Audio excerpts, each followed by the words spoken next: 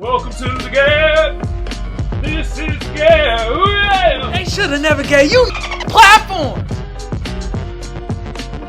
We about to get into the next segment. Ooh-wee. We about to get into the SAF segment. And today, I got to talk about this movie right here. It was in theaters, but you know what I mean? I didn't get a chance to really watch it in theaters, so I watched it, off the stick of the fire. And this movie right here, Black Phone. It was in theaters. It was in theaters. It still might be. No, I didn't see it. All right. Anyway, Black Phone. You feel me? This movie is it's a horror movie. You feel me? Scary. Love me some horror movie. I've been on my horror tip lately, bruh. And the cast was cool. It had Ethan Hawke, which I'm like, yo, Ethan Hawke is a really good goddamn actor. You know what I mean? So some of the cast consists of, like I say, Ethan Hawke. He played Albert Shaw. Also, what did they have this nigga as? They had him as Albert Shaw, but he was also they got him slashed. He was a kidnapper too, bruh. God damn. Then also they had the main child actor, and when you see this picture, I'm like, bruh, this nigga don't even look like a kid, but he played as a kid in this movie. Mason Thames, and he was Finney. Then had his sister, who was played by Madeline McGraw. She was Gwen Shaw. Oh, that's where I'm making a mistake. Ethan Hawke was the daddy of Finney and Gwen Shaw. Alright? And then, who the hell? I'm tripping. Hold on. What the hell is going on? That's like what confused me. Nah, Ethan Hawke was the kidnapper. And their daddy was Jeremy Davis. He played Mr. Shaw. Yo, that's mad confusing. Why would they do that? Wow. That's confusing. Also who played in this, who was actually Finney homeboy, was Miguel Cesaris Mora. He played Robin Aronolan. Or however you pronounce brother name. Shit. But yeah, man. I personally thought this movie was really good. I like the elements of the movie and stuff like that. I like how like the cinematography was and kind of the storyline. I was feeling this. I was really feeling this. Let's see what the critics think, though. Since I'm a statistician teacher, let me hit you with the stats.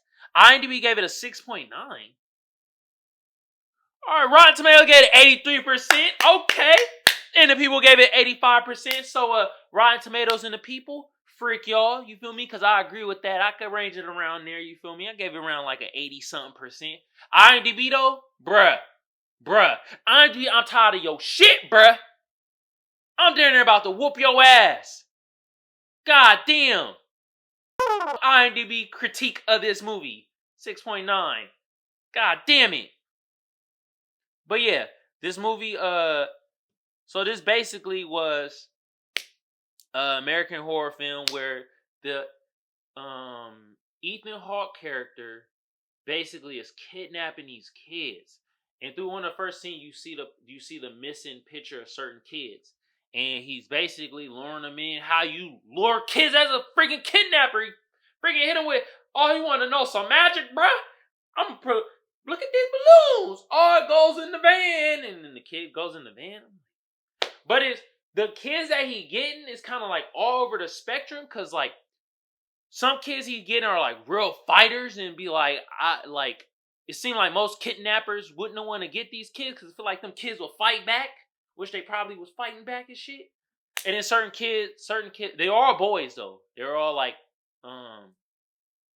in middle school. You feel me? Type of boys.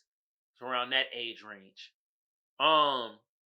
Yeah, some of the kids, they were kind of docile. They kind of just was like, nerdy. Nobody really knew of them and stuff like that. So, yeah, this motherfucker, man. And so, this shit was directed by Scott Derrickson. Cool, bruh. What's y'all niggas' budget? Their budget was 16 to 18 million. Ooh, they collected though, bruh. They boxed off at 161 million. Good shit. God damn. Wow. That's crazy. All right. So basically, the plot of this movie is, like I said, is Ethan Hawke character is a kidnapper. He kidnapping these kids, and I said earlier that one of the first scenes is you see the missing kids posters, and then Finney character basically, bruh's a little bitch. I'm sorry. Jesus Christ. His sister got more balls than him. God damn, she more of a rider than this motherfucker. And you see Finney, he getting bullied by these other kids and shit like that. But then they show his one partner, Robin, get into a fight with probably the biggest bully. Whooped his ass. I knew he was going to whoop his ass. Bro had the bandana. Little cool ass kid. He was like, man, I'm about to whoop this white boy's ass. Because he's like the only Spanish motherfucker there. So he like, they picking on him because he's Spanish. Yeah. Okay. Shit. So he whooped her ass, washed him up. Bing, bing, bing, bing, bing, bing, bing. And then, before that, one of the first scenes, played by Tristan Probong, Bruce. Bruce was also Finney homie. Which, to me, I thought it was a connection that Albert Shaw was kidnapping Finney homeboys, but it didn't end up like that. It was just two kids that happened to know Finney that got kidnapped. But Finney knew Bruce, and Bruce, they were cool. And then Bruce ended up getting kidnapped. And then it go to the next scene with Robert. You get the fighting, whooping ass. And then Finney getting picked on by these other kids in the bathroom. And then Robin helped him. I was like, yo, bruh, stop messing with my bruh Finney before I beat your ass. While his knuckles bloody and them kids were like, oh, man, we're scared as hell. He might whoop our ass. And then, essentially, Robin got kidnapped. And the way they showed him getting kidnapped, that was kind of eerie, too, because they just show the van, and then they just show it go to black.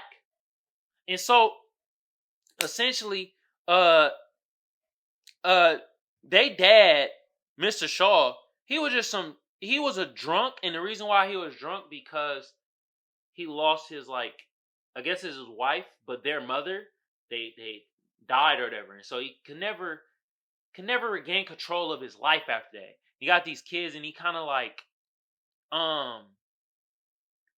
I would say more of like in an emotional abuse the way he's talking to him and stuff.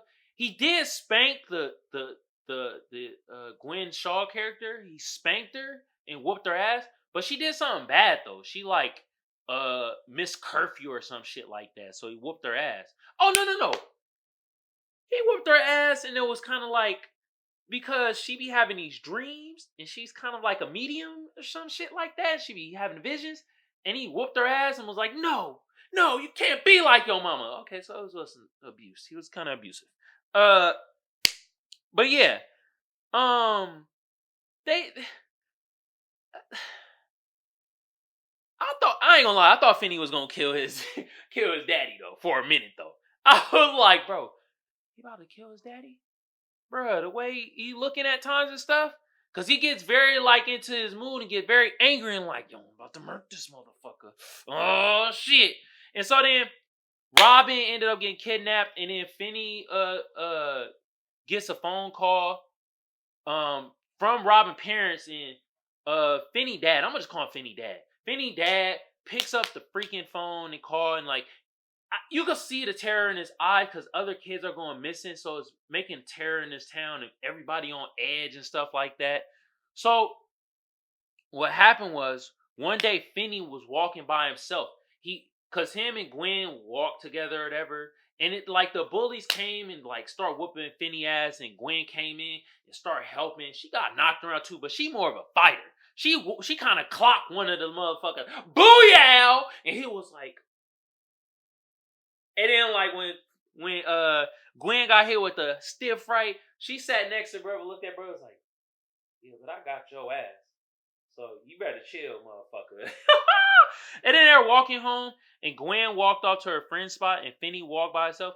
And then this when Albert Shaw came with the truck, the little kidnapping truck, and hit him with the, hey, bro, no magic.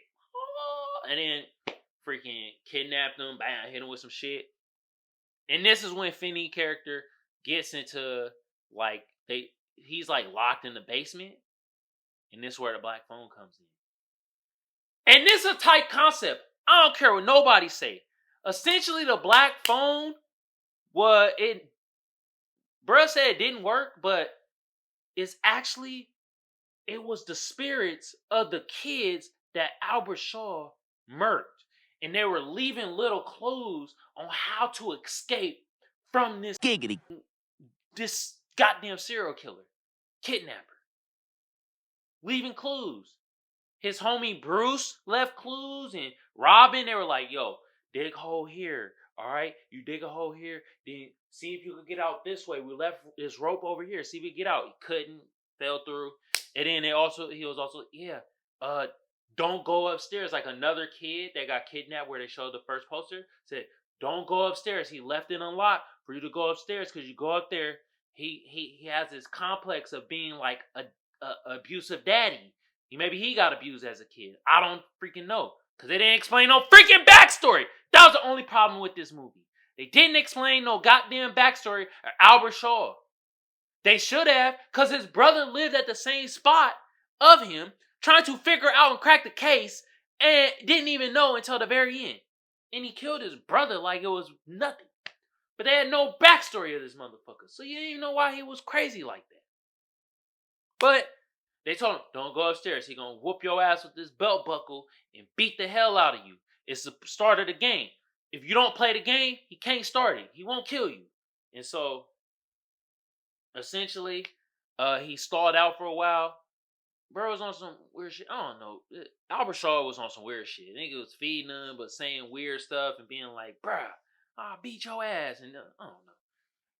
But, essentially, he left the door unlocked, and he ain't never met a kid like this, because it took so long he fell asleep. And then the spirit's like, yo, he fell asleep. This is the lock to the combination to get out. And then he did it, broke the lock, tried to get out, but bruh ended up waking up. So he like, before he woke up, he put the lock back in, was like, oh, I'm remembering. And then bruh came downstairs, was like, you motherfucker probably got out somehow. But he didn't start. It was a game to bruh. So detectives is going around, this when detectives come in. They coming around asking what's going on. Did they know if anybody wanted to kidnap Finney, and they didn't know. But the Gwen Shaw character, she's like a medium, so she's starting to get these visions, and she's starting to get these dreams. And essentially her dreams led her not to the house where they were captive at, but where the house that Albert Shaw buried the dead bodies, which was across the damn street. God damn. Damn. Across the street. And essentially, bruh, like, as soon as she figured out that the shit was across the street, the cops came there and saw that the bodies was there. And at the same time, this when Finney was escaping, and how he escaped was cold. He used all the clues that the other victims gave him, and dude, like, after Albert Shaw he killed his brother, and his brother was like a cokehead, so that's why the detectives didn't believe him. But this nigga was on to something, and he figured it out like, yo, it was at my spot. And he went down the basement and saw that the kid was there. And his brother killed his ass. Albert Shaw killed his brother. Bow. And then, essentially, his brother then was like, all right, you shut the fuck up. He went and then, like, buried his brother and all types of shit. And then, after a while, Robin, his dead homie, was telling Finney, like, yo, you gonna get out of here. You got the power, bruh. That's a great ass homie. He was bigging his ass up while he was dead. He was bigging his ass up when he was alive and when he was dead. What a great homie Robin was, man. God damn. And Robin was saying, this is your time to shine. Stop being a little bitch. Jesus you Christ. Got this, bruh. You gonna get us all out of here, bruh. And so what happened? The killer came downstairs hella aggressive. Bro picked up the phone, used the phone, the ditch that he dig up or whatever. The Albert Shaw fell into that, broke his ankle. Finney used the phone, did some old goddamn ninja shit, slid, choked him out with the phone, killed his ass, ran out the building, linked up with his sister. The cops saw, ran out that building, and everything was solved after that. Black phone. The black phone saved his life. Damn. The black phone was the key to everything. And then Finney and Gwen was on the little hospital truck, and their dad, Mr. Shaw, came and was happy as hell to see him, and was like, I ain't gonna never abuse you motherfuckers again. Well, he didn't say that, but that was his sentiment. He made it seem like I ain't gonna y'all I ain't gonna never do this to y'all again. Y'all will never leave my sight. Yeah, man. And that was the end. Whew. What a movie. What a concept. Oh my God, I love this shit. This shit was tight. This shit was incredible.